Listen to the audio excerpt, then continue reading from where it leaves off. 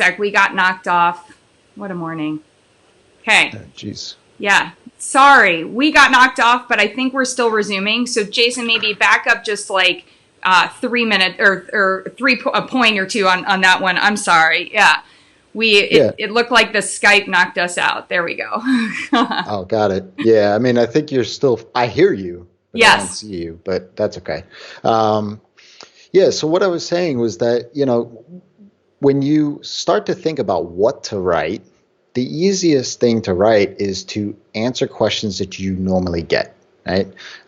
This is the best approach that I always say in the beginning to do that, because what they're coming to you for is answers. They have a question in mind. They don't want to have to ask it, right? In today's world, they probably asked Google that question, right? And then stumbled upon you. Or they asked a friend a question, or they asked a professional a question, and then got your name. So now they're coming to you in a way where they're looking to see if you really know the answer, or if it resonates, or if that answer resonates with them. So first thing to do is, what questions are you being asked most often?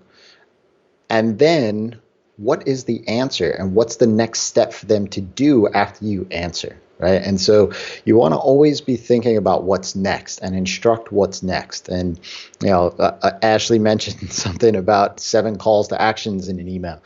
That muddies water, right?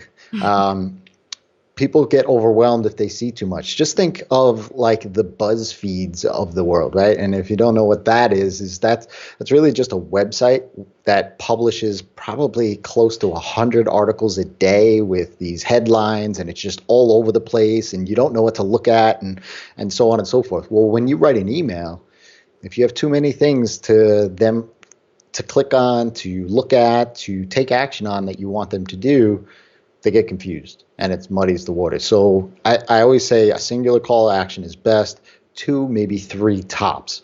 And what I mean by that is when you have multiple calls to action, you have a main call to action, but then you might have a link or 2 in there that also goes out to maybe a resource that is in the context of the greater scheme of that email. Yeah. We got 2 questions that I think are sort of the same side of the coin. So Michelle, good to see you. And Becca, great to see you. So Becca's asking, do you have a favorite site for the most Googled questions? However, Michelle is also asking, what if you're new and haven't been asked questions to answer? So I think it's really this whole space of, where do we find those questions? So let's go with that. And I'll share some thoughts after you share yours. Yeah, the best place to go for questions that people ask Google is Google, right? What an online marketer's hack is, tool tip, pro tip, whatever you want to call it, is go into Google in an incognito window if you use Chrome, or a different browser that you don't normally use to browse the web. You just used a really big word. Incognito to me is like, all right, break it down. What's an incognito window? Yeah. So basically what that means is it's a private window, right? So what that means is that there's no cookies, there's nothing being tracked. When you are online and you're browsing, you're being tracked. You get cookies, you fill out forms, all of these things happen, right? And so your browser window will cache a lot of this stuff so that it makes it faster the next time you do these things. Well, incognito inside of Chrome, or they call it on Firefox and Safari private browsing, right? Basically what that does is it gives you a fresh window into the internet, and there's no cache, there's no form fields, being used, all that stuff. So what I do is you go to Google and you just start typing in a question. Don't hit answer. So you could type in, how does one, and then you're going to see a pop-up right in the form field of the most asked questions that start with those words, right? So now you know necessarily, and that's exactly what Google is going to suggest, because that's what people are actually searching for, right? So if you want to make it more specific about, maybe there's, calcium intake question that you get, right? So, what are some things what happens if I take too much calcium? then you could kind of see what the results are, right? And you look at right at the top of the results, after you actually hit enter, you got to actually see the number of results that Google has on that specific question. So obviously, the more numbers that there are, the more people are asking that question. Right? And so, to follow up with the second question about what if you're new and starting out, I would do the same thing. Right? What are you interested in? Why did you get into this field in the first place? Who do you want to help? Right? So what that is you put yourself in the shoes of the person that you really want to help. Think of one singular person. What would they search for to find you?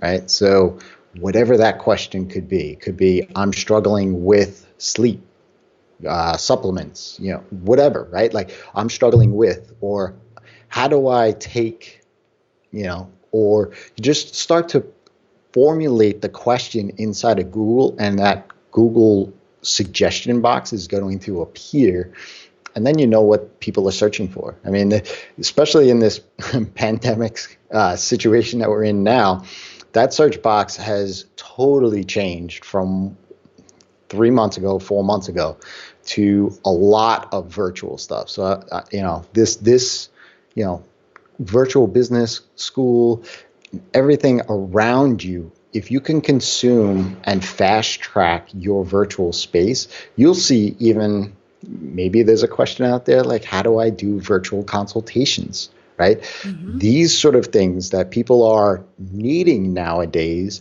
you could just answer in an email, or you can answer in a blog post on your website, and then you would show up and take advantage of that search results right away. I love that so much. I also want to follow up on, and if you didn't catch the interview with Haley Rowe last week, she talked a lot about, popping into other Facebook groups and kind of stalking in there. So you can definitely find questions. And one of the things that Jason's bringing up and that she brought up is you can also find how people are asking them. We do a lot of, especially on our websites and sometimes in our emails right now, we do a lot of thinking about how I want to share that information. So, do you want a discovery call? Do you want to watch my explainer video? What? I don't want to watch your explainer video. I want to know how your tools are going to optimize my business results. Oh, I can watch that video? Great. And click here? Great. I want to know that part. When I'm asking questions in a Facebook group, I don't want to know, is there a difference, is the difference between magnesium citrate and magnesium glycinate? I want to know, is there really a difference in the forms of magnesium that I should be taking? Which one on that part? So you also see how people are asking it. So I think that's super, super important. And remember, Google isn't the end all be all. As somebody who has wasted a lot of time and also actually wormed my way into wasting money on things like the SEM rushes of the world out there and all of these ask any, there's one, I forget the name of it, but it's Ask So-and-so. I was reminded just a moment ago of Ask Jeeves. I don't know if anyone's old enough to remember that website, but anyway, yeah. And I would dive in there and I'm typing and I'm figuring out all these different ways to ask these questions. And I was like, you know what? This is just an AI system. It has nothing to do with the people that are actually going to come see me. So I love Jason's suggestion because it actually is about the behavior that our clients and our potential clients are going to be using. So that part is great.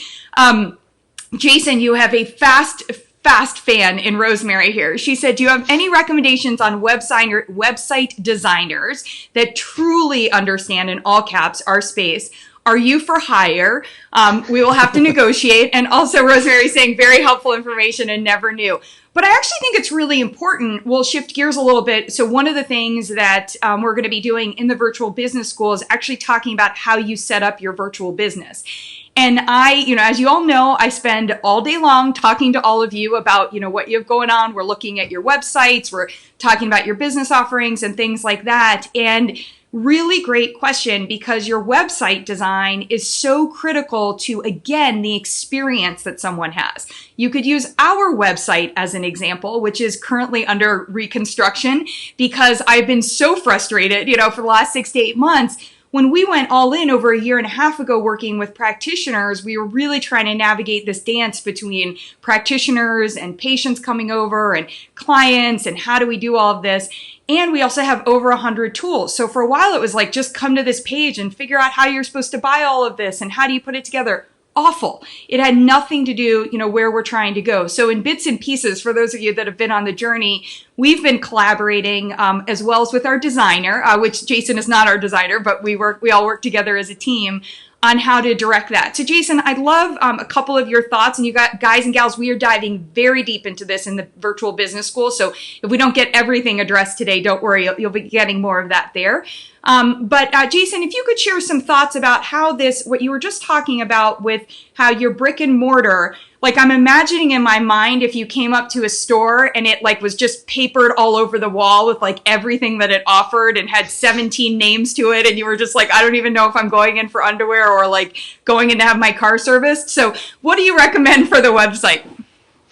Yeah, you want to think, and I keep iterating on or reiterating on this, is that you want to come from the perspective of the person that's actually experiencing what it is to work with you, right? And so, case in point, if you go to an Apple store, right, buying any sort of technology, whether it's an iPhone, whether it's an iPad, whether it's a laptop, is a lot of times overwhelming for a lot of people, right? And so when you walk into an Apple store, what happens, right? Somebody comes up to you, probably in a t-shirt and jeans, comes up to you and says, hey, do you need any help with anything, right? And then brings you over to this well thought out, well designed display of whatever it is, the iPhone, the iPad, the MacBook, whatever it is, and then starts to walk you through why you need this thing. They start asking you a lot of questions. They start, to say, hey, do you have an iPhone? Do you have an Android phone? And they start to kind of go down and want to understand your journey. So in the case of your website, same thing. When somebody hits your homepage, they don't know who you are. Let's just presume that they don't. Maybe they got your name from somebody, but they don't really know who you are and what you're all about. So you want to grab them with why they may have landed there in the first place, and that's your headline. Right? That's the first thing. Usually it's some pain point. Usually it's some question that they may have. Whatever it is, you want to have them identify immediately to say, yes, I'm in the right spot. And then you bring them down to the next thing, right? And keep it simple. You don't need it overly, if you take a look at a lot of new websites, the Better Nutrition Program included in this is it's simple, it's effective. There's not a lot of things going on. There's not a lot of ways in which your eye gets distracted in all different directions, right? But just lay the story, understand, take some time before you design anything.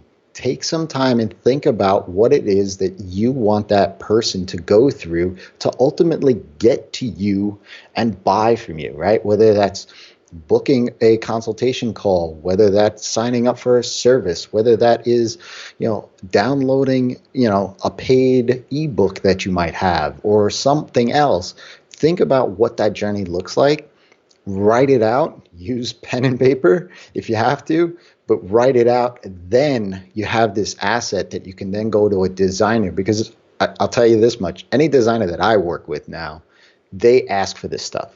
They're not going to just say, hey, who you are and what you do, and then bingo, you're going to have a website. They're going to actually want to understand a little bit of the story so that you best to prepare for that, right? Don't waste anybody's time, your time, the designer's time, just with cycles, right? Think about it, and you don't have to overly build it out either. That's the best part about it is grab a cup of coffee, a cup of tea, or glass of wine, whatever gets your creative juices flowing, and then sit down for a half an hour, 45 minutes, and then just jot down some of the things that I mentioned, and you'll see at the end of it, you'll have a page or so that you'll actually be able to give off to a designer and say, hey, this is what I want this person to experience when they come to my site. Then they'll put their magic on it to make it look pretty, to use your colors, use your logos and everything else. And that'll work out more times a lot better than if you just went and said, hey, somebody said you're a good designer. I want to work with you. Can you build me an awesome website? Right? Like, That's just never going to happen. One of the things that we have is that within the virtual business school, and for those of you that have not joined, our colleague is going to put the link in here. You must join. It's going to be, honestly, this is the best. If you are going to spend money, this is the best way to spend money. If you want it for free, I'm about to tell you what can go down.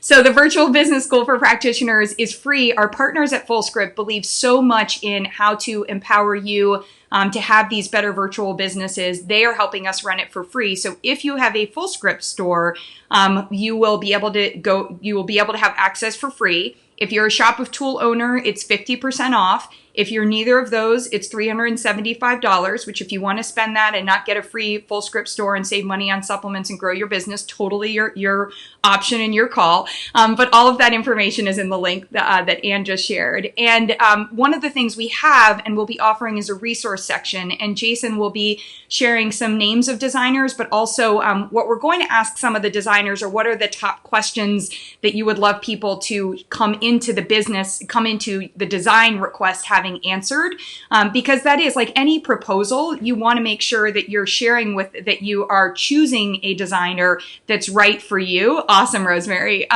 So we want to make sure that we have that piece.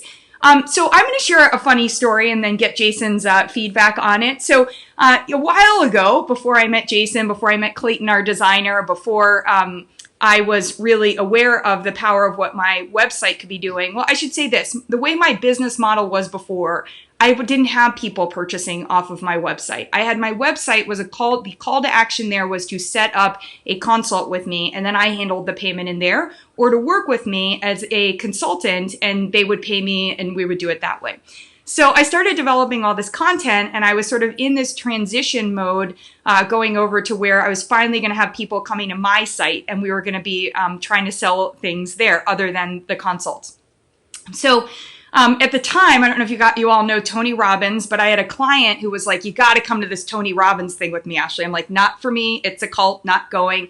But I decided to go to the thing. Actually, I didn't decide. I was paid to go. So I was not only paid they paid my price to attend, but I was actually paid to be there.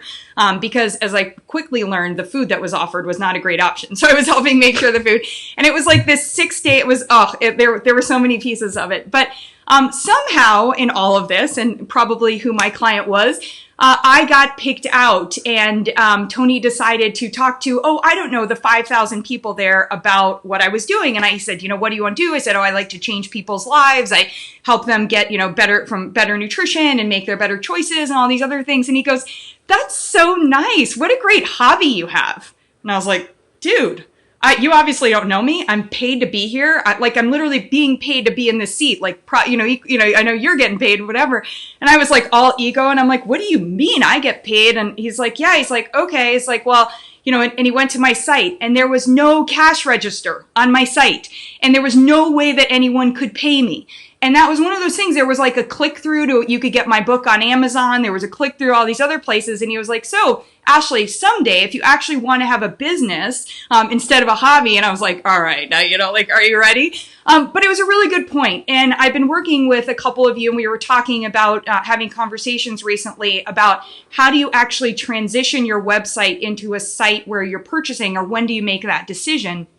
And Jason, I was curious if you, in terms of how you, both from I know you've done some design work on the designer piece, but also if it's better, if there's a win to have the revenue generation come out of your site, and, we have WooCommerce on our site, as opposed to directing to other places. And if you have any recommendations, around the, WooCommerce and that piece, because that is a question that keeps coming up. Some people, it may be a better thing, like the way that my business was structured, which is we get you from the website to doing the consult or whatever, and the payment happens outside of there. So anyway, true story, and I'll turn it over to you. Yeah. Yeah. I mean, look, a lot of the tech questions that you get, I say, don't let the technology stop you, right? And so what I mean by that is look, in an ideal world, in a perfect world, yes, we want everything to have our look and feel on it, our logo, our colors, our voice. Everything should be cohesive in that sense. If you don't have even a website up right now, the first objective is to get a website up. right? And then the next objective is, if you want to sell online, is to sell online.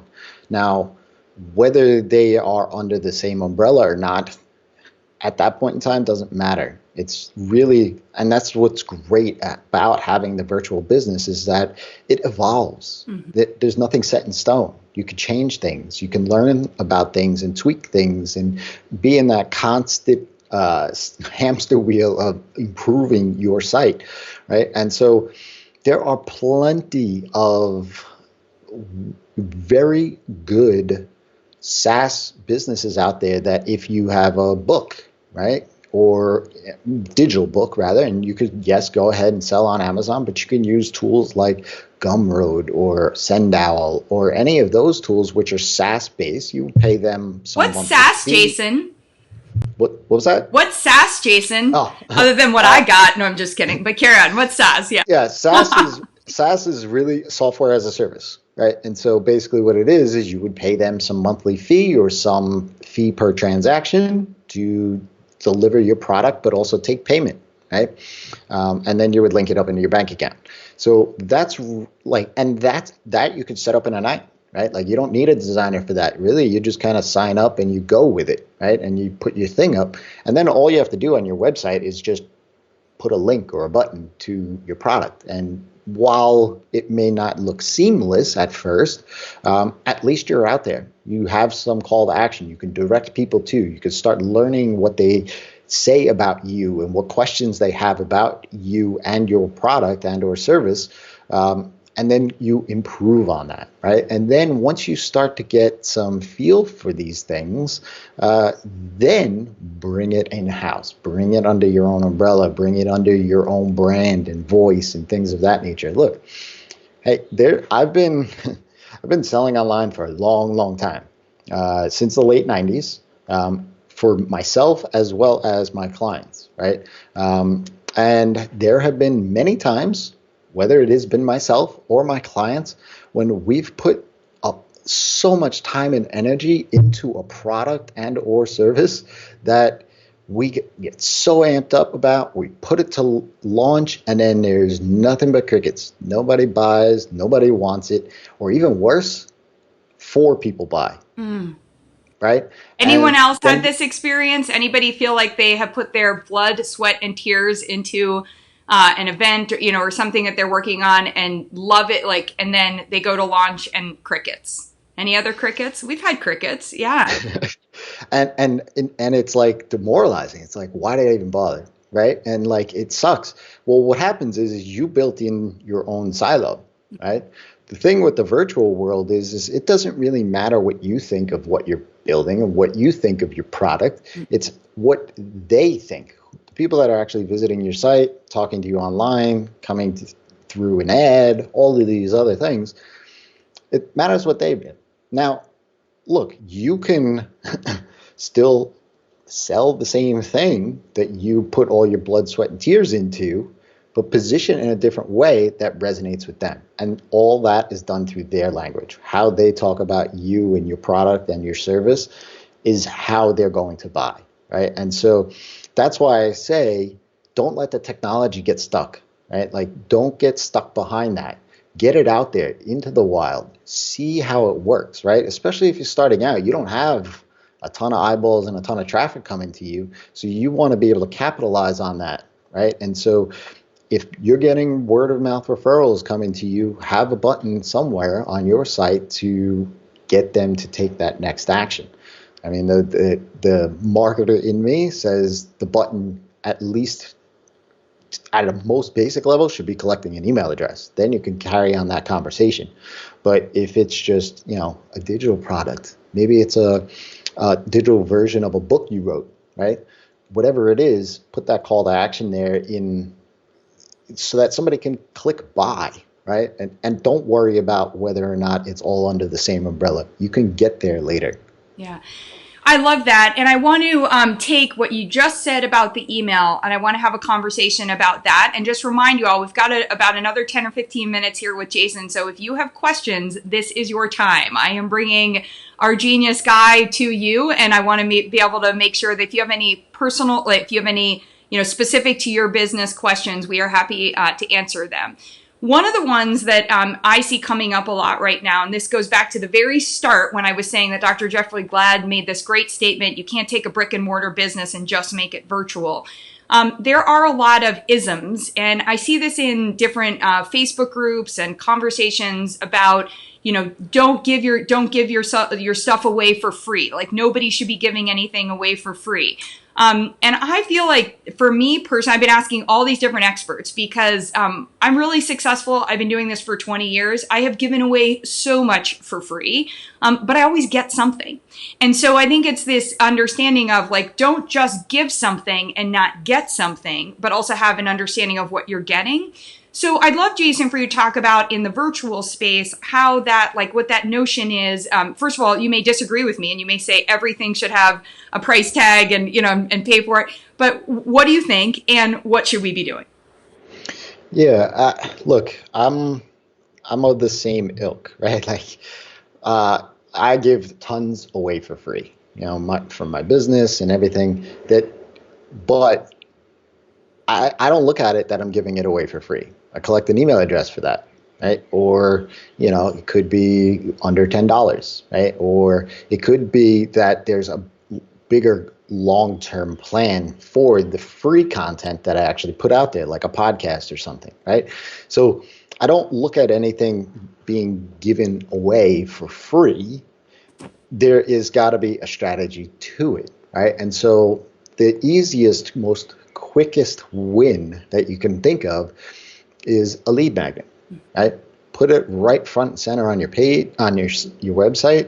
And this could be anything, any one pager that you could kind of throw together. It could be something that you give to somebody, a new patient in your office, like a magnesium evaluation, exactly. Or a CBD guide, or exactly right. And I was just going to get there, and you can use that as your lead magnet.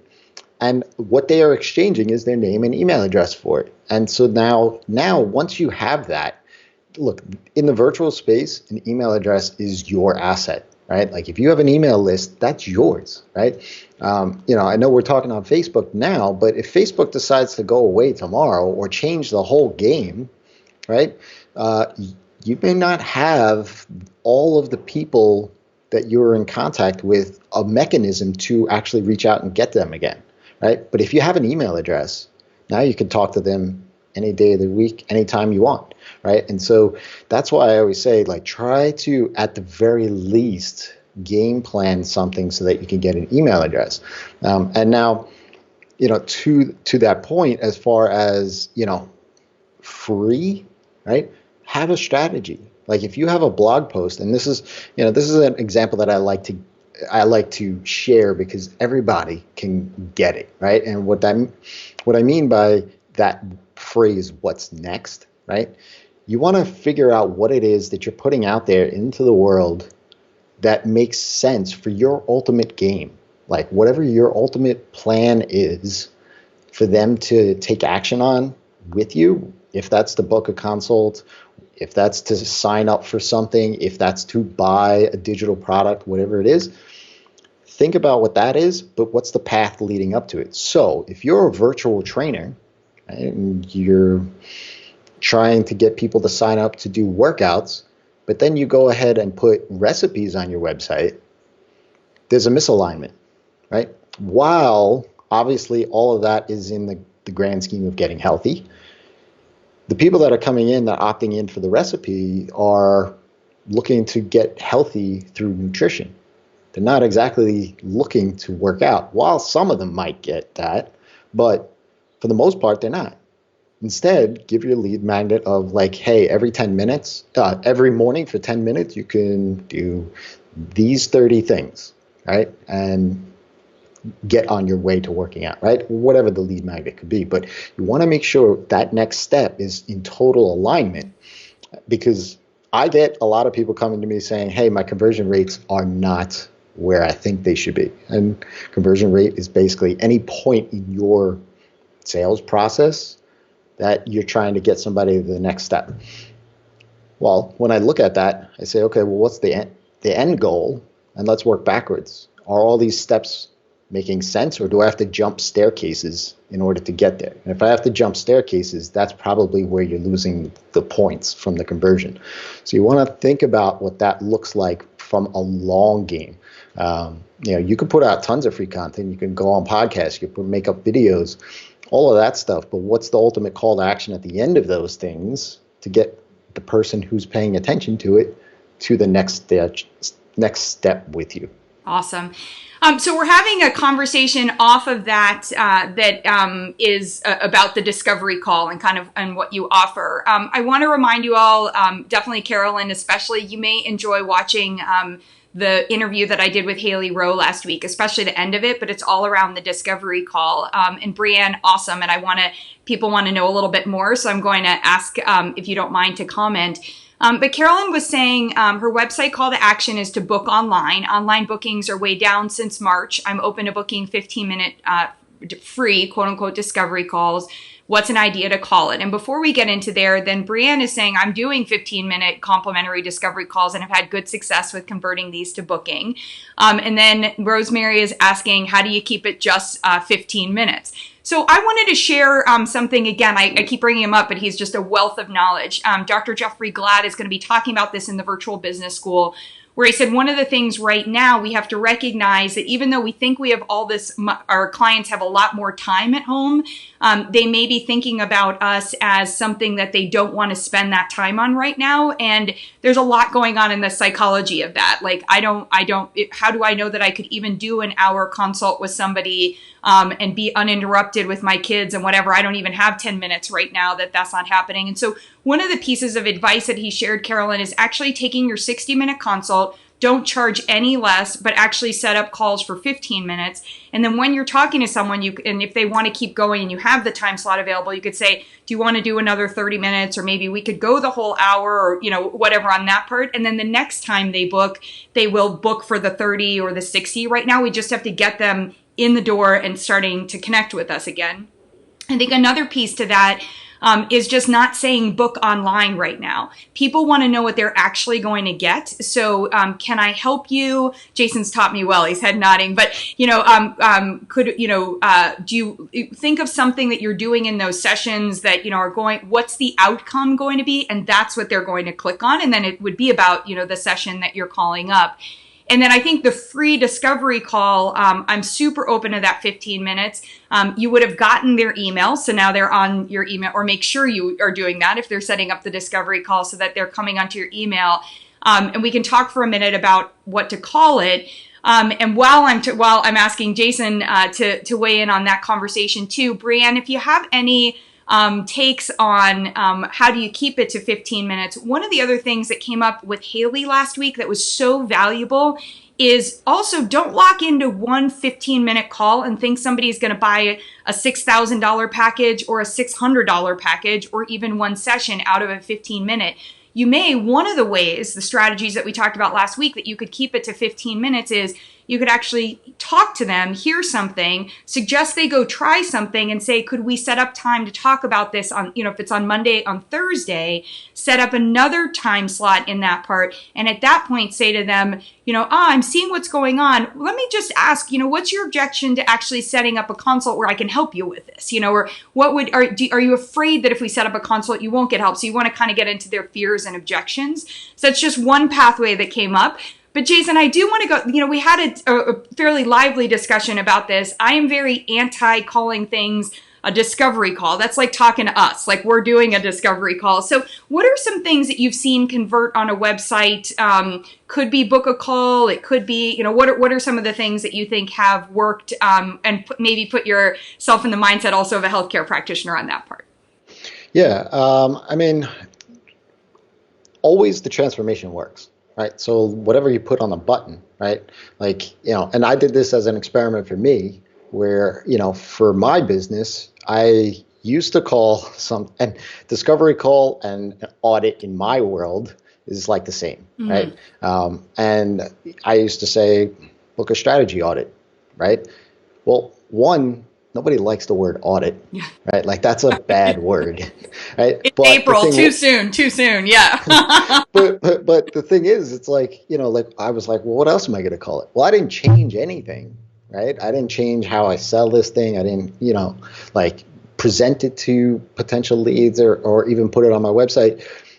And I wound up saying conversion accelerator call, right? And all I did was just change the name. And I went down, it was like 7 different names or 8 different names. And all I did was for a month, I just left it at that name for a little while and see which one changed, right? Well, conversion accelerator call, if you think about it, is that's what the end result is, right? Because that was the question that I got the most was my conversion rates seem a little off, or they seem low, or I don't have any conversions, right? Well, we're going to talk about conversions on the call. So now they know exactly what they're going to talk about. This is what I'm going to help them do. So if you could put whatever it is on the button that is going to explain to the person on the other end what's happening on that call, that's what you want to put there. Great. I love it so much. Sorry, I was just saying to Leslie because she's like, "Oh, I think I got it working." We're like, "We'll talk." So we are actually going to do another live on on Thursday this week, 1 p.m. Eastern. I'll go live in Leslie's group and we'll stream it on into here. So for those of you that popped into here, I mean, this is like so genius and we've gotten so much covered that I actually don't know how we would have covered it all with both of you. So I think it actually worked out better on that part. But just a reminder that we will be doing that this Thursday. So make sure to, if you are interested in more of the business coaching, the conversation, some of the funnel communications, business strategy, we will be talking with Leslie about that piece as well.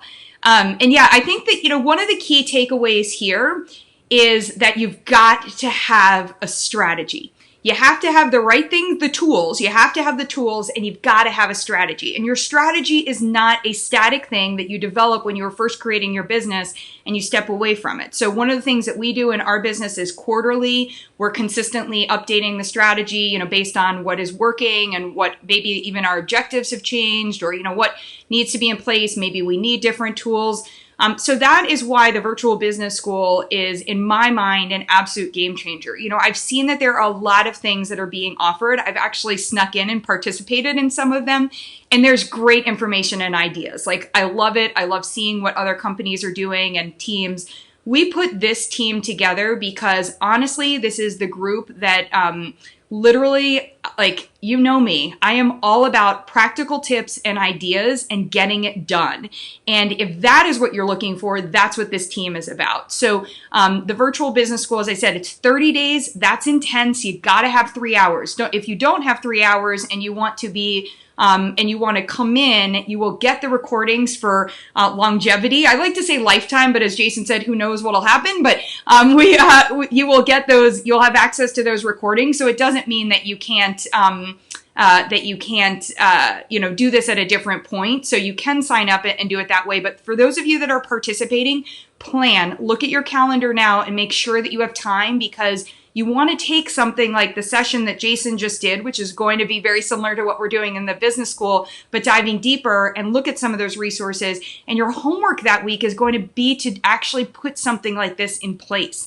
And so you got to have the time, and the ability to do that.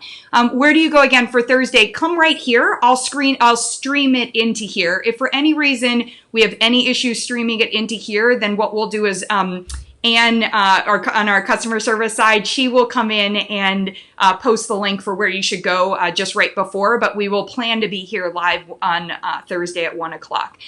Okay, any final questions for Jason? I'm going to gift everybody back. I always like to not take the full hour so you get a little extra time, because you could spend this 10 minutes doing something on the fitness front, right? As we just learned, it's, in terms of that could be a great opt-in on that part. So that will be, that part will be, take the time to do, or to take from here, spend the next 10 minutes writing down some of the notes around what Jason said that really resonated, that you are actually going to implement. But don't just implement one piece. Make sure you're focused on a strategy. If you don't have a strategy, join us in the virtual business school, because that's step 1, along with getting your tools in place. All right, everybody. I will say we're out. Thank you so much, Anne, behind the scenes as always. Jason, thank you for joining us. You all will see Jason again next month around the same time. It's about the third Tuesday of the month, we're going to be talking about a nurture sequence because it's not in our nature to buy things right away. We've got to nurture people. And that's going to be really important for us to be working on, whether you're in the business school or not. All right, everybody, have a good one. Take care.